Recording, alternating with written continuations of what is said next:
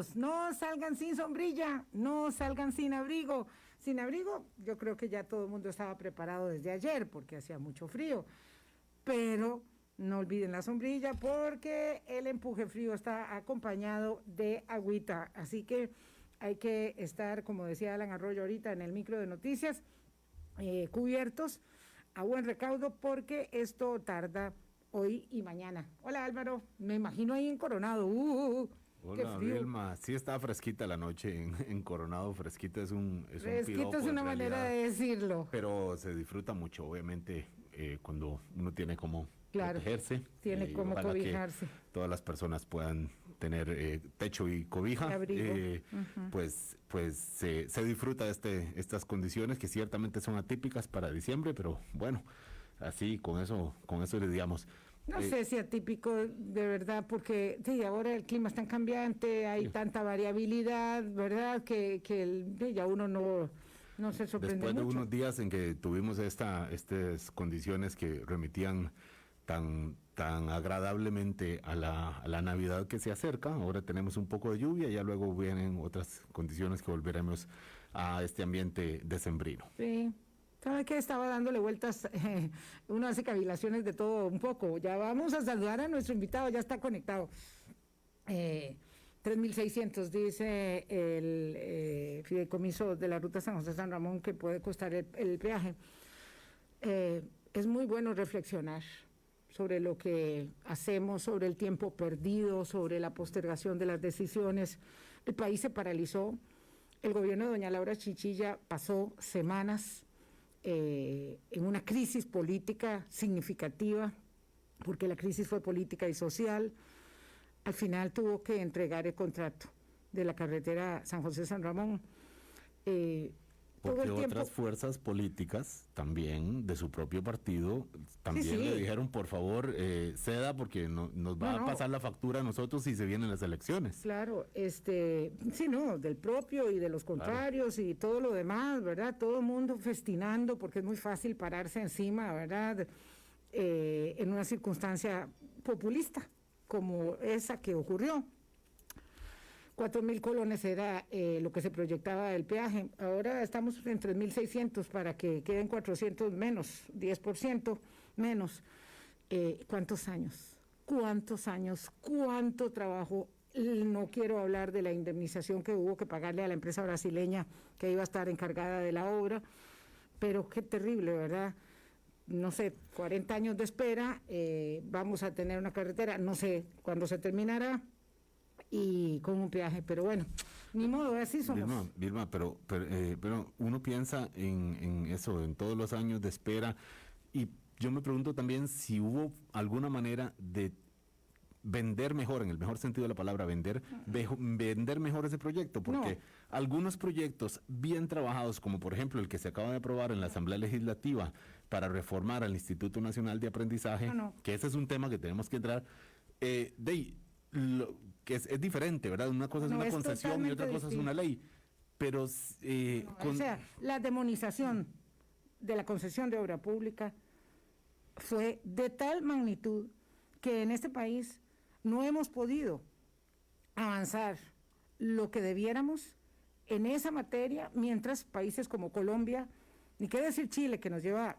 décadas de ventaja, pero Colombia están ya en una generación, no sé, cuarta de concesión de obra pública. Justamente por eso cuando se plantean proyectos hay que plantearlos considerando que están esas condiciones como la demonización de la concesión de obra pública, ¿verdad? Pero claro, entonces no se trata de una buena venta, no se trata lamentablemente de una buena venta, es que tenemos un montón de trabas mentales, de taras, no de trabas. Vámonos a la garita de Alajuela, porque antes los invitados venían a casa, ahora nosotros vamos a la casa de los invitados. Don José Joaquín Arguedas fue director del Servicio Civil por muchos años, ahora está pensionado y nos ayuda a observar otra gran traba, ¿verdad? Esto es un laberinto de una magnitud inconmensurable que están tratando o tratarán en la Asamblea Legislativa de desenmarañar, no sabemos con qué éxito, que se llama empleo público en Costa Rica. Don José Joaquín Arguedas prefiere llamarla Estatuto de Servicio Público, pero bueno, es una ley marco que daría un poco de orden, ojalá, al empleo público. Don José Joaquín, buenos días, gracias por acompañarnos. Buenos días, un gusto saludarlos a usted y a toda su estimable audiencia. Y aquí estamos a la orden para lo que deseamos conversar. ¿Ahí también en la garita de Alajuela llueve o hay un sol esplendoroso? No, aquí estamos siempre con un sol esplendoroso, ¿verdad? Ya sabía que y estaba recordando que José Joaquín, pero bueno, a estaba recordando que también, ayer precisamente estuve en Coronado porque la familia de mi esposa es de allá. Muy bien. ¿No se me escucha bien? Sí, perfectamente.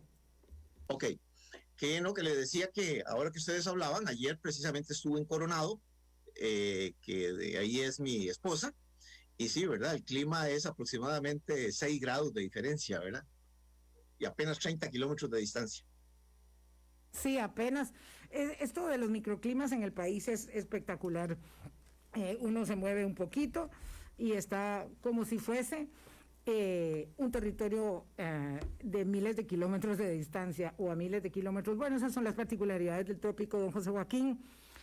Si le pedimos que nos haga de primera entrada una definición del empleo público en Costa Rica, si viene aquí un experto de Alemania, de Chile, y le pregunta cómo funciona el empleo público en Costa Rica, ¿usted qué le diría? Totalmente desarticulado. Tenemos que contar, primero que todo, que fuimos el primer país de América Latina que elevó a rango constitucional el servicio civil o función pública, como se conoce hoy también, términos sinónimos. Esto es, bueno, tiene sus orígenes hasta 30 siglos atrás en la China antigua, pero básicamente el servicio civil como lo conocemos hoy se inició en principio con la Declaración de los Derechos del Hombre y del Ciudadano en el ámbito de la Revolución Francesa en 1789, y nosotros, por una cuestión tal vez de cercanía geográfica, hemos venido marcando la pauta en cuanto a sistemas de servicio civil de acuerdo a la línea de acción de los Estados Unidos. Estados Unidos aprobó su primera ley de servicio civil en 1883 y la pasó a Puerto Rico ya como estado o como colonia en 1907. Nosotros la establecimos en la Constitución por segunda vez, porque ya en la Constitución de 1825 hablábamos de un servicio civil, pero era demasiado, digamos, no estaban las circunstancias para eso. Se borró de la siguiente Constitución y volvió a aparecer hasta 1949. Don José Joaquín. Sí, señora. ¿Y tanta visión? ¿A qué nos conduce en los momentos 2020 en los que nos encontramos? Bueno, el problema es que la Constitución establece claramente, y eso arreglaría, en principio, buena cantidad de los problemas que tenemos hoy. La Constitución dice, sin ningún lugar a equívoco, un estatuto de servicio civil regulará las relaciones entre el Estado y sus servidores. Pero como antes de la Sala Cuarta, la Constitución no era más que un librito para que adornaran aqueles, 4 años después, cuando se promulgó el estatuto, se le quitó Estado y se le puso Poder Ejecutivo, por una orden directa del presidente Otilio Blanco de ese momento. Entonces, de ahí en adelante, estamos con un Poder Ejecutivo con determinadas reglas, que son más o menos las universalmente aceptadas para un régimen de servicio civil, básicamente los principios de publicidad, de igualdad, de mérito en los concursos, equidad salarial, etcétera, para pasar a un régimen totalmente anárquico, donde a partir de 1953 cada institución hizo lo que le pareció. O sea que fue una decisión política la de quitarle las potestades al servicio civil para, digamos, conducir, para ordenar el funcionariado público, el servicio público del país. absolutamente. Y no Dirección General de Servicio Civil, sino Servicio Civil como sistema. Fue arrinconado, digámoslo así, para dejar que cada institución, en ese momento empezaban a surgir las poderosas autónomas y ahí estas hicieron lo que quisieran. Incluso, según nos contaba el primer director general de Servicio Civil, que tuve la oportunidad de conversar con él varias veces, fue muy longevo, vivió hasta el año 2011, don Carlos Araya Borges, una expresión del presidente Otiro Blanco de ese momento fue: mira, nada más el gobierno central, yo no me quiero meter en problemas con la Corte. De que la Corte, que era en aquel momento ya un poderoso sistema, ¿verdad? Autónomas no había muchas, ¿qué podía haber? La Caja, tal vez, ¿verdad? Creo que el Limbo ya había surgido, pero bueno, las demás empezaron a surgir y cada quien con sus propios sistemas. Ahora, el ICE. Ahora, en muchas de ellas, los movimientos sindicales prácticamente se apoderaron de esas autónomas y han cogobernado de entonces a hoy, ¿verdad? Ahí vamos, vamos ahí, despacito, con buena letra. Don José Joaquín Arguedas fue director del Servicio Civil, se refiere al expresidente periodista, bueno, a quien fuera presidente, periodista don Otilio Ulate Blanco. Usted establece que hubo un acuerdo político, sindical, digamos que pocas veces explícito, más bien sigiloso, que se fue apoderando de las principales instituciones, de modo que los jerarcas no mandan nada y hay mecanismos que aparentan ser mecanismos de concurso para el nombramiento de las plazas en propiedad, pero que no lo son. Entonces me gustaría que explicara, digamos, para todos nosotros que somos legos en la materia, cómo es que opera desde, bueno, ya usted dice, desde los años 50, antes este contubernio, cómo se fue fraguando para hacer este archipiélago imposible de manejar, de categorías, pluses, pagos nominales de todo tipo que están en nuestro esquema de empleo público. Bueno, además agrego una afirmación. Costa Rica es un país salarialmente ingobernable, ¿verdad? Por lo menos hasta la ley 9635-2018, que trató de plantear algunas regulaciones en ese aspecto. Mire, los principios del régimen de servicio civil, según el autor que consultemos, pueden ser 6 o 7, pero hay 3 fundamentales que regulan el ingreso al sistema. En teoría de recursos humanos se dice que lo más importante es la clasificación de puestos, porque es la que nos da la guía para valorar, para seleccionar, para capacitar, etc. Pero en un sistema público, en un sistema político, hay 2 elementos absolutamente fundamentales, que es el principio de publicidad y el principio de igualdad. El principio de igualdad incluso está establecido como le decía, en la Declaración de los Derechos del Hombre y del Ciudadano de la Revolución Francesa. Dice que toda persona tiene derecho de acceso en condiciones de igualdad a los puestos de su país, sin considerar otra situación que sus virtudes y talentos. Perdón. Y resulta que así está establecido y así funcionó en alguna medida en el ámbito del servicio civil hasta hace unos pocos años. Pero en las instituciones autónomas se estableció un sistema que yo diría es totalmente contrario a los principios que hemos venido defendiendo en este sentido y que además ha estado siempre muy oculto, muy nebuloso. Incluso en eso vale la acción de la prensa misma. Todavía, es más, yo me extraño, hoy abro, si me permite, el periódico La Nación y veo 2 artículos de 2 ex colegas directores generales de Servicio Civil. Antier me publicaron uno a mí. Eso era absolutamente inimaginable hace una década, donde incluso en algún momento preguntábamos en un medio de comunicación, mire, ¿quién tiene la fuente del Servicio Civil, como dicen ustedes los periodistas, para hablar del asunto? Y nos decían, eso no existe, eso aquí no existe, eso a nadie le interesa. Eso ¿Quién va a leer eso? Tiene asignado. Y hoy en día es una situación muy diferente porque saben el enorme impacto que tiene eso. Claro, pero voy al punto. Don José Joaquín, perdón, nada más. Es que sí.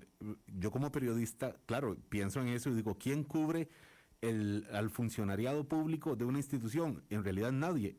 La institución como tal sí es responsabilidad de nosotros los periodistas, pero la vemos como una sola.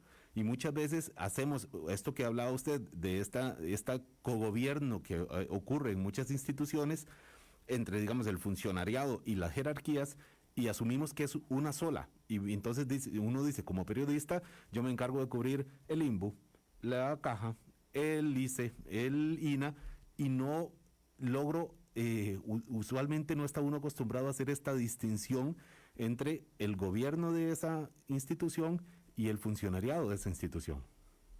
Absolutamente. Mejor no lo podría haber explicado yo mejor. Ahora bien, ¿qué empieza a suceder? De acuerdo al sistema público, los concursos deben publicarse y las personas deben tener derecho de igualdad al ingreso a esos sistemas. Pero ¿qué es lo que está sucediendo en las instituciones públicas? Que se ha generalizado la figura del concurso interino.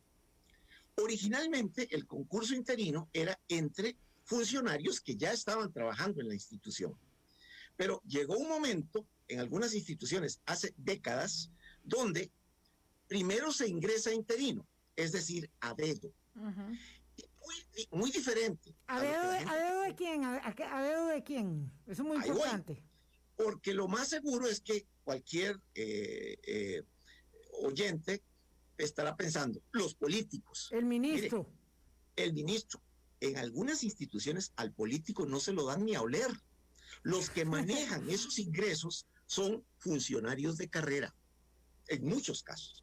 Los famosos mandos medios que tienen el sartén por el mango. Que la persona, sí, la gente ingresa interina. Y una vez que está interina, se legitima su nombramiento a través de un concurso interino, donde no participa gente de afuera. Y le voy a decir algo más. ¿Dónde se manifiesta con más claridad ese sistema? En la propia Asamblea Legislativa. Les pregunto a ustedes, ¿ustedes recuerdan un concurso público abierto, publicado en un medio de comunicación en la Asamblea Legislativa? No, jamás. ¿Saben por qué no sucede? Porque en el reglamento de la Asamblea Legislativa, que no era así, antes de 1983, ellos se salieron del servicio civil para diferenciar sus salarios y diferenciar su sistema de ingreso.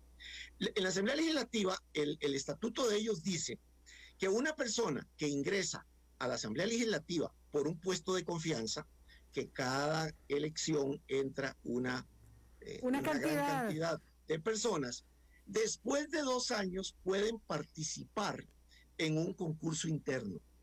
Entonces resulta que en los últimos 2 años, o sea, en este momento yo nada más me imagino, lo digo porque lo viví, nada más me imagino que están presionando por crear plazas nuevas, por tratar de llenar todas las vacantes para dejar montado a algunos asesores que entraron.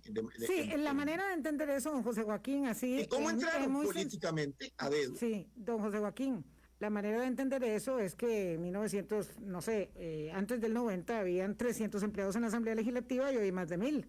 Esa es la manera de entenderlo. Exactamente. Cuando nosotros tenemos la misma representación, digamos, los mismos 57 los diputados. mismos 57 diputados, deberíamos tener muchos más, y cuando se habla de eso la gente se horroriza, pero lo cierto es que tenemos 57 diputados y la Asamblea Legislativa en su planilla ha crecido exponencialmente, ¿verdad? A lo largo de las décadas, porque se van quedando, y además en la Asamblea Legislativa hay otra consideración, que es una puerta giratoria, de la que ellos, algunos de ellos se quejan mucho cuando se trata de empleados en otras entidades, pero no cuando se trata de la Asamblea. Entonces, exacto, los asesores pasan a ser diputados y los diputados inmediatamente terminan el periodo, algunos de ellos pasan a ser asesores o vuelven a ser asesores. Eso es una puerta giratoria que hay en la Asamblea Legislativa. Pero bueno, yo quiero volver a hacer una pausa, don José Joaquín Arguedas, exdirector de Servicio Civil. Solo estamos tocando digamos, pequeños asuntos relacionados con el empleo público. Quiero volver sobre esto. Hay un acuerdo político sindical, o sea, entre políticos y sindicatos, que generan un poder enorme de las instituciones, donde los jerarcas no mandan nada, ¿verdad? Se llama el Ministerio de Educación Pública, se llama JAPDEA, se llaman las universidades públicas, se llama como usted quiera. Y hay mecanismos concursales de mentira, donde si yo tengo menos calificaciones que Álvaro, pero Álvaro tiene más amigos que yo, él va a entrar, pero los dos tenemos que ser interinos, porque si alguien más está afuera, ni lo sueñe. El asunto es entre nosotros mismos. Vamos a una pausa y regresamos. ¿Cómo se resuelve esto? Ese es el punto. Después de estos mensajes, continuamos. Hablando claro. Sí. Buenas, Marchamo Express. Paga tu marchamo con Grupo Mutual a través de Mutual en línea, Mutual móvil y te lo llevamos a tu casa o lugar de trabajo. Además, quedarás participando en el sorteo de 55 premios de 100,000 colones. Con Grupo Mutual, Marchamo Express en donde estés. Aplican condiciones. Ve reglamento en grupomutual.fi.cr. En este momento se nos reporta un choque en La Uruca y le recordamos, vaya a Riteve. En 200 metros, gire a la derecha y recuerde, vaya a Riteve. Papito, acuérdese, vaya a Riteve. Que no tengan que estárselo recordando. Haga su revisión técnica a tiempo. Recuerde que es requisito para el marchamo. Además, ¿para qué exponerse a multas en carretera y aún peor poner en riesgo su vida y la de sus seres queridos? Hoy es un buen día para hacer la revisión. Saque su cita en rtv.co.cr. Lleve su negocio al mundo digital con el nuevo servicio de Tigo Business Mi Negocio Online. Un paquete de soluciones digitales que le permitirá tener su tienda online y vender por internet de forma rápida y segura. Pregunte por nuestros paquetes al 800-00 Pymes o en www.tigobusiness.cr. Tiempo y a derecho. Evítese inconvenientes y no se exponga como empleador a multas innecesarias o repercusiones legales. Recuerde que todas las personas que trabajan en su negocio a partir del primer mes tienen derecho al pago completo del aguinaldo antes del 20 de diciembre. Este es un mensaje del Ministerio de Trabajo y Seguridad Social. Para más información, ingrese a www.mtss.go.cr. Entre todos hacemos valer nuestros derechos laborales. Realiza los pagos de tributos del año 2021 con la MUNI de Montes de Oca y recibió un descuento por pronto pago del 8%, válido del 1 de enero al 5 de febrero de 2021. Aplica para pagos anuales en plataforma de servicios y pagos en www.montesdeoca.go.cr. Ingrese a nuestra página y amplíe su información. www.hablandoclarocr.com. Hablando Claro. Colombia. Con un país en sintonía. Vamos llegando a la conclusión, tampoco hay que ser muy sesudo, que el servicio civil perdió las potestades porque las instituciones fueron tomadas en cuanto a los mecanismos de nombramiento en interinazgos de funcionarios públicos, y el sistema funciona ahí como a la perfección, y el problema es que con salarios básicos se fueron añadiendo unas estructuras alambicadas, complejísimas. Usted habla de la ingobernabilidad de un país en términos salariales.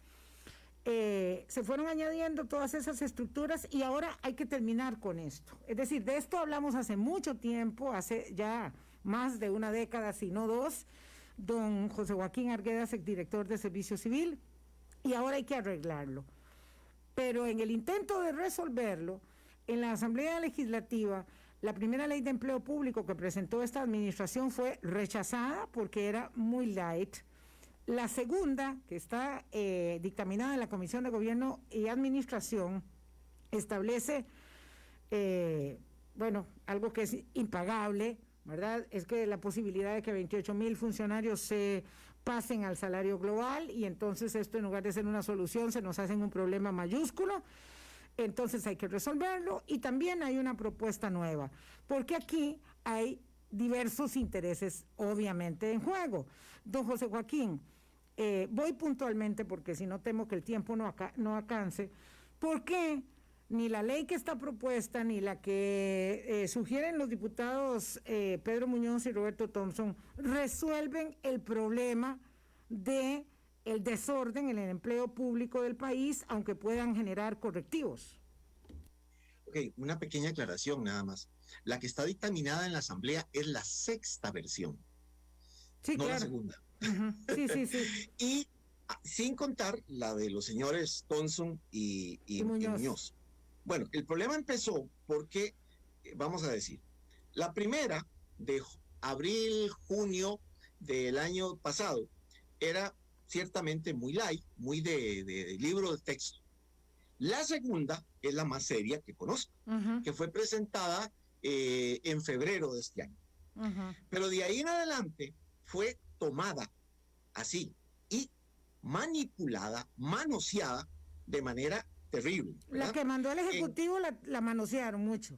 Totalmente. En la 3ª y 4ª versión, que estamos hablando de una de mayo y la otra de agosto de este año, incluso en un artículo le metieron 13 páginas que son copia textual de la ley de carrera docente, aprobada en 1970, que es algo muy parecido a una convención colectiva. Sí. Entonces, quisieron convertir la ley de empleo público, sí, pero además ya estaba redactada en 1953 y los docentes quisieron meterla dentro del estatuto de 1953, pero los demás miembros no aceptaron. Por eso es que la ANDE, que era parte de la comisión que redactó el estatuto en el 53, no lo quiso firmar hasta que le aprobaran. Fíjese usted que la ley del servicio civil, lo que después se conoció como artículo 1, tiene 53 artículos, y la ley de carrera docente, que nada más es para un sector, tiene 130 artículos. Bueno, ellos metieron casi 50 artículos de esa ley en el proyecto de empleo público. Después de la 4ª versión tuvieron que sacarlo, pero entonces fue cuando metieron lo de las convenciones colectivas. El primer punto esencial, y si solo se aprobara eso, que ya no es posible, yo me sentiría en principio más o menos tranquilo. Don José Joaquín, para claridad de los oyentes, cuando decimos eso, aprobar eso, lo de las convenciones colectivas, ¿a qué nos estamos refiriendo? Exacto, ¿qué es? Sobre convenciones. Ok, es que a partir de la versión 5 integraron en los principios generales que aparecen en la ley un inciso que dice que se considera como principio general de negociación en el sector público las convenciones colectivas. Entonces, siempre han existido, aunque siempre se dice que las convenciones colectivas son contrarias al principio estatutario que establece el 191-192 de la Constitución Política. Por eso es que en los ministerios no se aceptaba hasta hace muy poco tiempo, en que se metieron 2 ministerios con convenciones colectivas. Además, el artículo de la OIT que citan como que establece las convenciones colectivas, que regula las convenciones colectivas, el artículo 6 expresamente dice que eso no es para funcionarios públicos, que para eso existen los estatutos de la función pública, que se rige por los principios del derecho administrativo, no del derecho laboral. Para claridad de todos, don José Joaquín, usted lo que dice es que hay que eliminar el tema de, digamos, el obstáculo que le pone al ordenamiento del empleo público el artículo de las convenciones colectivas, o dejar ahí ese gran portillo abierto. No, mire, tanto nadar para llegar, para morir en la orilla. Yo veo, digamos, leyes o proyectos de ley más bien, desde el año, básicamente desde 1988, wow, que lo que pretenden es crear una rectoría de la función pública para que alguien, el Estado, y el Estado es fundamentalmente el poder ejecutivo, porque así es como sucede en la mayoría de los países serios de este mundo, tiene derecho a intervenir en los asuntos salariales. Los asuntos salariales no tienen que ver nada con la autonomía con la autonomía de la Asamblea Legislativa, con la autonomía de la Corte. Los asuntos salariales son algo demasiado serio para dejarlo en manos de precisamente los que van a ser los beneficiados. Fíjense ustedes, la Corte últimamente se comporta como un sindicato, ¿verdad? Entonces, esto se tiene que regular. La ley 9635, por primera vez... Recordemos nada más la reforma fiscal del 2018. Sí, perdón. No, para efectos de entendimiento popular. La reforma adelante. Fiscal del 2018, la que provocó todas estas huelgas y toda la cuestión, establece que debe haber un ministerio, no importa cuál, bueno, la ley dice Mideplan, que debe de ser el ente rector de la función pública, entiéndase servicio civil en todo el Estado. Entonces, esto es lo mejor que se ha aprobado en este país en 70 años. Ahora, a eso hay que agregarle una ley de empleo público, pero una ley de empleo público que básicamente lo que debe regular, porque eso es el problema, es reforzar esta rectoría, aclararla tal vez, y definir claramente cuáles son las reglas del juego desde el punto de vista salarial, de clasificación de puestos y salarial, para parar la situación que tenemos. Costa Rica, dice la OCDE, paga la mitad de sus ingresos en salarios. Y eso, la OCDE, bueno, la Organización para la Cooperación y el Desarrollo Económico, ese selecto club al que queremos pertenecer, ¿verdad? Dice que somos un desastre. Dice que nosotros estamos por encima, estamos el doble de la media de los países, de los 40 países que pertenecen a esa organización. La media es que se dediquen de los ingresos, o sea, de los impuestos, un 25% a pago de salarios. Nosotros estamos en 50%. También puedo aquí asegurar categóricamente que nuestros salarios públicos en valor presente, como dicen los economistas, es el mejor de América Latina. De hecho, con datos del BID del 2014, que no creo que haya variado mucho, los docentes son los mejor pagados de América Latina. Que todos queremos ganar más, claro, pero son los mejor pagados de América Latina y no tenemos la mejor educación de América Latina. Tan es así que solo un 10% de las escuelas en este país dan la currícula completa que un niño debería recibir. Entonces resulta que esta situación es fundamentalmente regular los salarios y establecer una rectoría. Pero precisamente a partir del quinto proyecto y el proyecto, otro que aparece por ahí de 2 diputados, lo que pretende es, de alguna forma, descarrilar esta situación. Y el de Thompson y Pedro Muñoz, peor todavía porque quieren volarse la rectoría y dársela a un ente totalmente quebrado y que no tiene voz para poder representar de alguna manera esta situación de control. Y lo dice alguien que estuvo ahí 35 años. Entonces, voy ahí con la consulta de Álvaro. El proyecto que está en la Asamblea Legislativa dictaminado le da la rectoría a Mideplan, a lo cual se opone rotundamente el Poder Judicial. No ese proyecto. Pero ya estaba en la ley del 2018. La rectoría, sí, en la ley de finanzas públicas, perdón, pero se mantiene, obviamente, en este proyecto. Los diputados Muñoz y Thompson lo que quieren es volverle la rectoría al servicio civil y usted a eso se opone. Es que nunca la tuvo. Además, la Dirección General de Servicio Civil es un ente absolutamente quebrado. Por 30 años, Hacienda se encargó de que sus ingresos fueron mínimos. En el 2006, para darle una idea, el 92% era la planilla, el 7% gastos fijos y el 1% para gastos de operación. En la Dirección General de Servicio Civil, por 15 años no hubo dinero para pagar papel higiénico, para comprar papel higiénico. Del 2008 al 2014 creció un poquito. Por lo menos nos permitió dejar de ser piratas informáticos, porque no teníamos licencias ni siquiera de Word, de Office. Ni siquiera.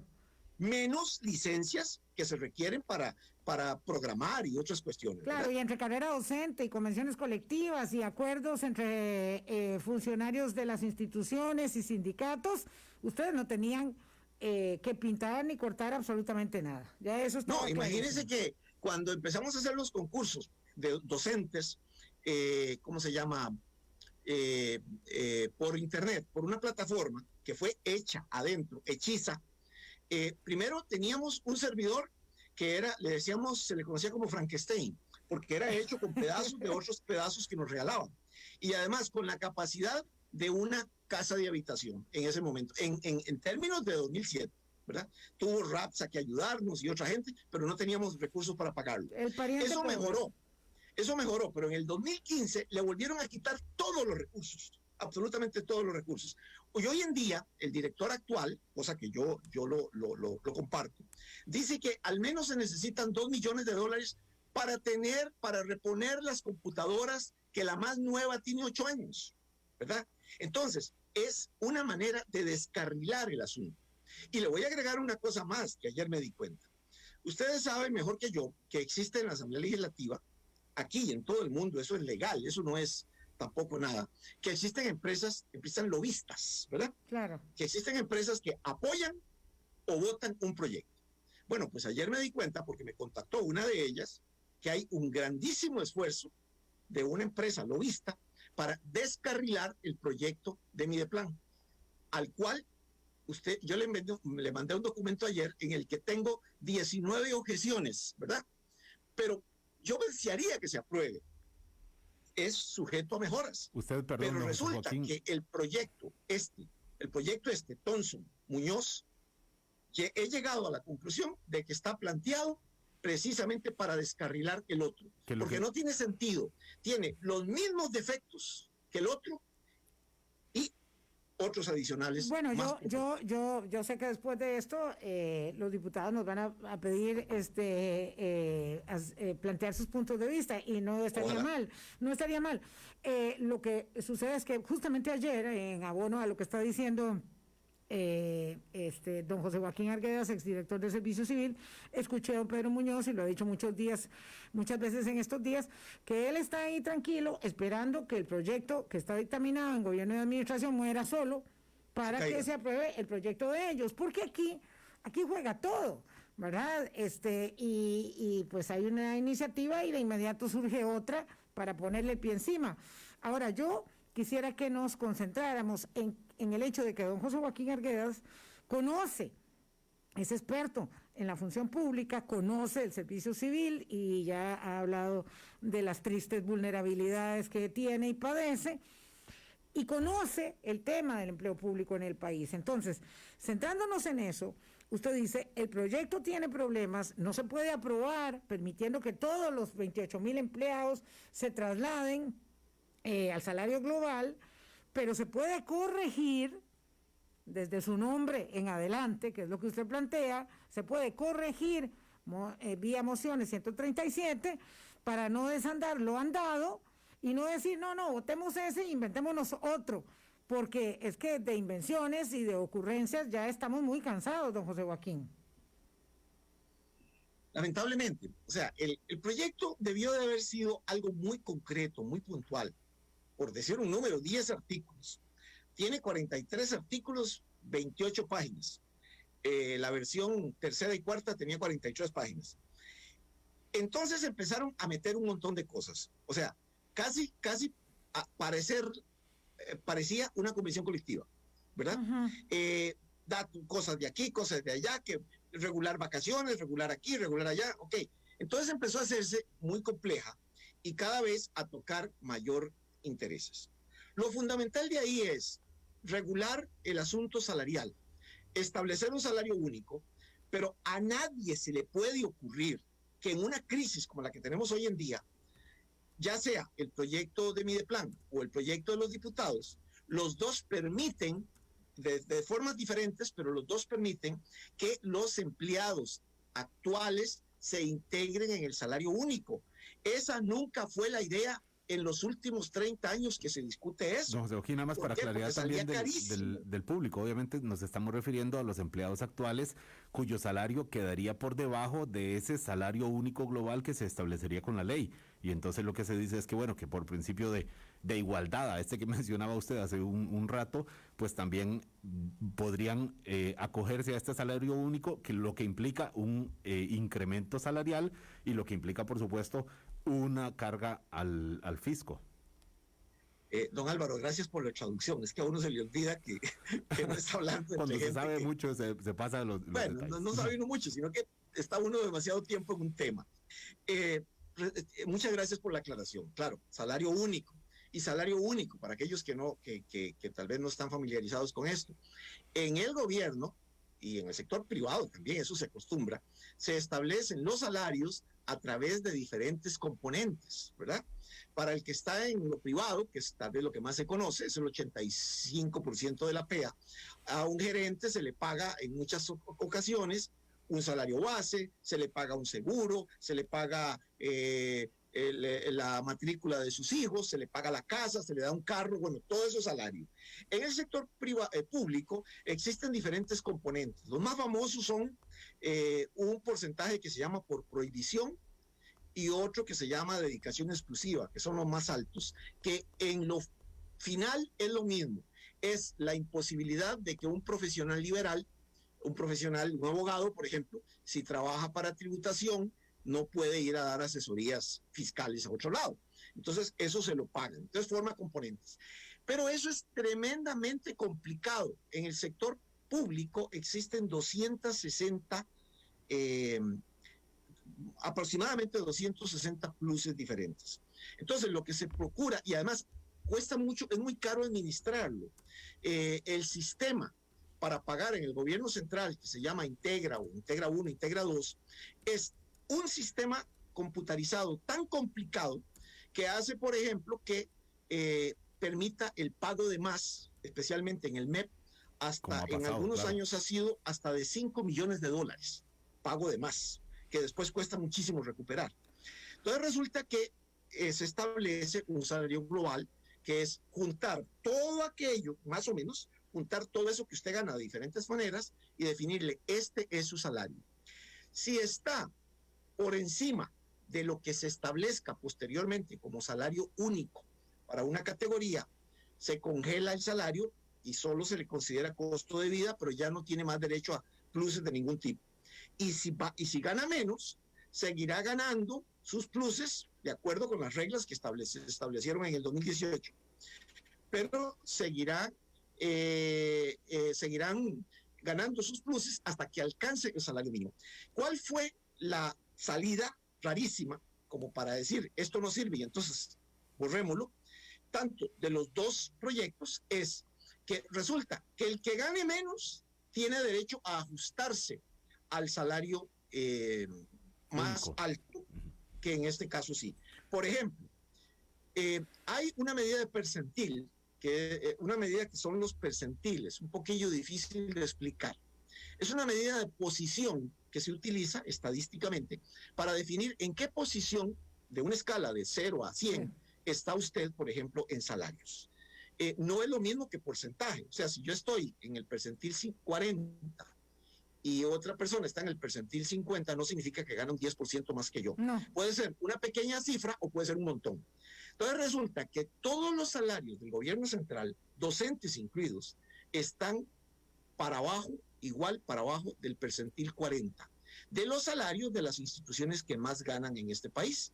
Por ejemplo, el Instituto Costarricense de Seguros, de Turismo, la Junta de Protección Social, que tiene unos pluses volados completamente, y otras más. Estoy hablando de los que están en el top 5 de los salarios más altos, que duplican, triplican y hasta cuatriplican un salario en una situación. Entonces, lo que se busca es regular eso, fundamentalmente. Si eso se regula con un artículo debemos de quedar. Don José porque Joaquín, estamos en una situación crítica fiscal. Gracias. Voy a hacer una pausa, son las 8:45. La reforma que establecería la Ley Marco de Empleo Público o la Ley de la Función Pública, como quiera usted llamarle, le podría ahorrar más de un 1% del PIB al año al Estado costarricense. Entonces, de hecho, Mideplan dice que le ahorraría un 1.4% del PIB en el 2021 si se aprueba en este año. Eso significa una incuestionable, imperiosa obligación ahora. Ya no podemos patear más la pelota para adelante, porque esto estará sin duda en la observancia del Fondo Monetario Internacional para cualquier acuerdo, pero independientemente de que esté ahí en la observancia del fondo, hay que hacerlo. Estamos a tiempo de hacerlo, se puede resolver. Vamos a la pausa y con eso terminamos con don José Joaquín Arguedas, exdirector del Servicio Civil en Costa Rica. En un momento regresa. Hablando claro. Sí. Buenas, Marchamo Express. Paga tu marchamo con Grupo Mutual a través de Mutual en línea, Mutual móvil y te lo llevamos a tu casa o lugar de trabajo. Además, quedarás participando en el sorteo de 55 premios de 100,000 colones. Con Grupo Mutual, Marchamo Express en donde estés.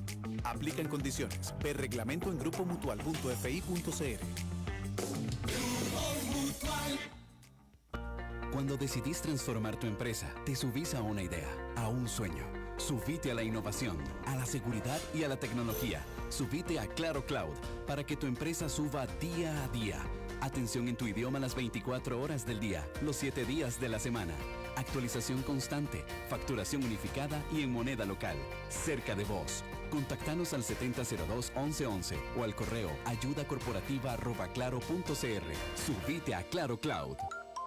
Lleve su negocio al mundo digital con el nuevo servicio de Tigo Business Mi Negocio Online. Un paquete de soluciones digitales que le permitirá tener su tienda online y vender por internet de forma rápida y segura. Pregunte por nuestros paquetes al 800-00 Pymes o en www.tigobusiness.cr. Sí. Buenas, Marchamo Express. Paga tu marchamo con Grupo Mutual a través de Mutual en línea, Mutual móvil y te lo llevamos a tu casa o lugar de trabajo. Además, quedarás participando en el sorteo de 55 premios de 100,000 colones. Con Grupo Mutual, Marchamo Express en donde estés. Aplica en condiciones. Ve reglamento en grupomutual.fi.cr. Encuéntranos en Twitter, @HablandoClaroCR. Colombia. Con los puntos sobre las IES, don José Joaquín Arguedas, exdirector del Servicio Civil, dice que el empleo público es en Costa Rica salarialmente ingobernable, anárquico, desarticulado y cogobernado, como si fuera poco, por los sindicatos. Estas no son juicios de valor, don José Joaquín, son realidades. Podemos resolverlo con el proyecto que está dictaminado en la Comisión de Gobierno y Administración, con los correctivos necesarios para que no nos salga, como decimos en el pueblo, más caro el caldo que los huevos, y que realmente entremos en el ordenamiento del empleo público. Lo podemos resolver.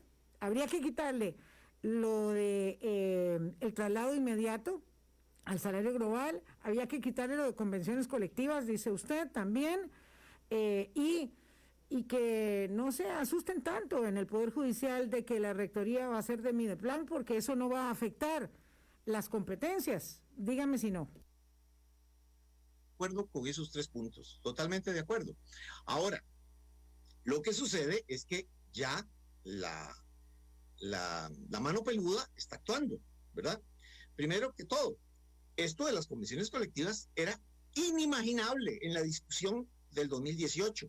Y todavía en los 4 hasta agosto de este año. O sea, ¿a quién se le ocurre nadar tanto para morir en la orilla? ¿A quién se le ocurre llegar hasta este momento de crisis fiscal para dejar este tremendo portillo abierto, que para eso lo he explicado hasta la saciedad en diferentes medios, don Rubén Hernández, ¿verdad?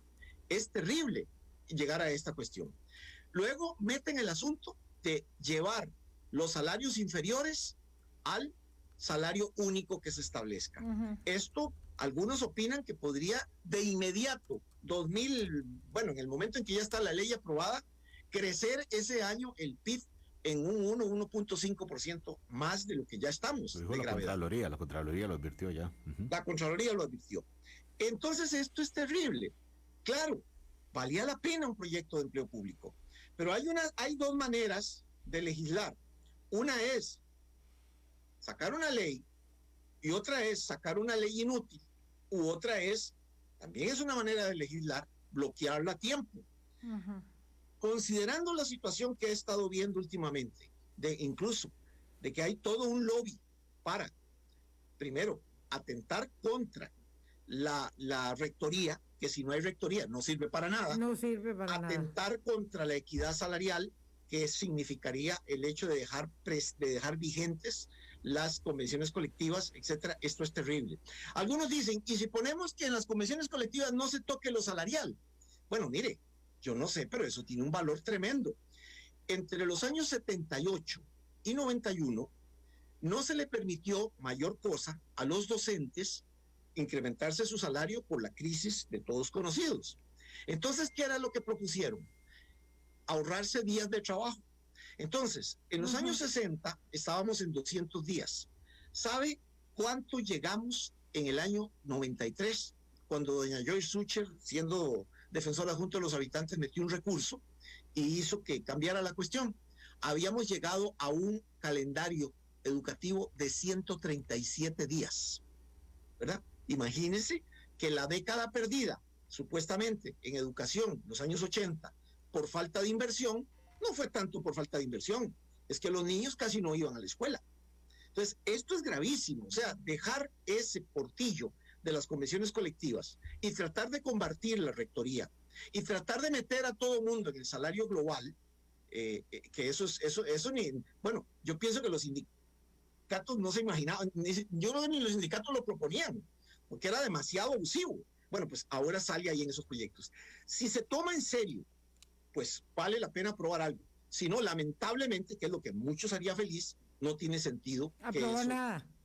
Exactamente. No, pero terrible. Eso sería de verdad muy, muy... Bueno, primero porque forma parte de lo que... la estrategia. De lo que ofrecieron el Poder Ejecutivo y los diputados cuando aprobaron la ruta de consolidación de las finanzas públicas en el 2018. Eso no lo tenemos que olvidar.